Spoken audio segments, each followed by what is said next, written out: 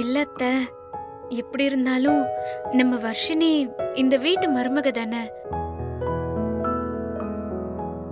அந்த இன்னொரு தாலிய என் தங்கச்சி வர்ஷினி கையில கொடுத்தா அதுவே அவளுக்கு கிடைச்ச பெரிய ஆசீர்வாதமா இருக்கும் அத்த. அட, ம்.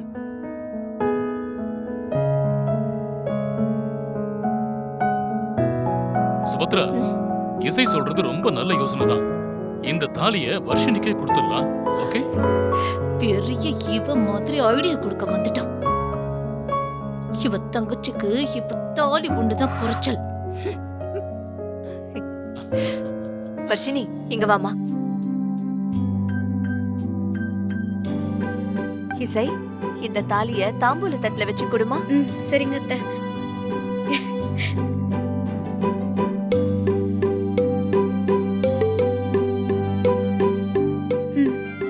வர்ஷினி, இங்க வாமா.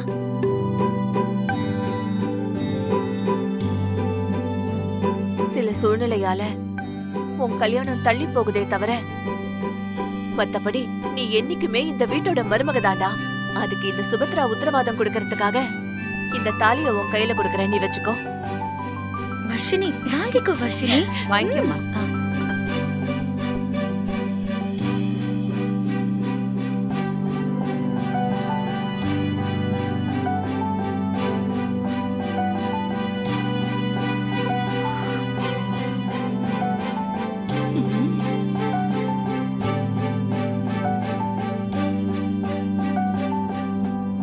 வர்ஷினி, அத்தை கால்ல விழுந்து ஆசீர்வாதம் வாங்கிக்கோ.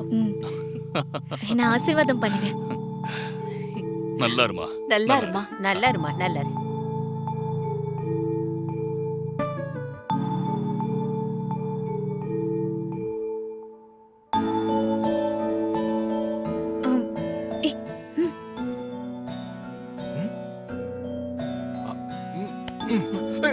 எப்பவும் சந்தோஷமா இரு. ஐயோ, ஐயோ,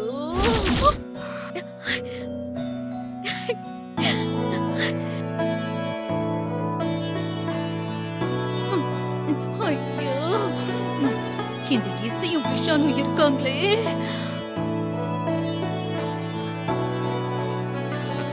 எப்பவும் சந்தோஷமா இருக்கணும். ராகவ், டேய், நீ எதுக்குடா கால்ல வந்து விழுந்த? அது வந்துமா, விஷால் தான் என்ன தள்ளி விட்டான். விஷால், அதான் பேலன்ஸ் எல்லாமே கீழே விழுந்துட்டு. நல்லது பண்ணா என்ன இப்படி கோர்த்து விடுற பாரு. சமஷம். அம்மாமா, நான் தான் தெரியாம தள்ளி விட்டேன். சாரி. பரவாயில்ல பரவாயில்ல.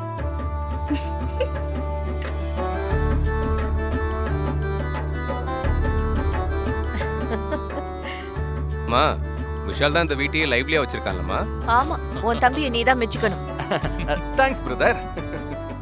அசோக், இன்னும் ஒரு 4 நல்ல வார்த்தை என்ன பத்தி அப்படியே அம்மா கிட்ட சொல்லு அசோக். அதாவது இசை மாதிரி 4 பேருக்கு தாலி எடுத்து கொடுக்குற பாக்கியம் கிடைக்காட்டியும் ஒரு 40 பேருக்கு பார்ட்டி வைக்கிற பாக்கியம் மாதிரி எனக்கு கிடைக்கட்டும். கேட்டியா உன் தம்பி என்ன சொல்றான்னு? ஆ.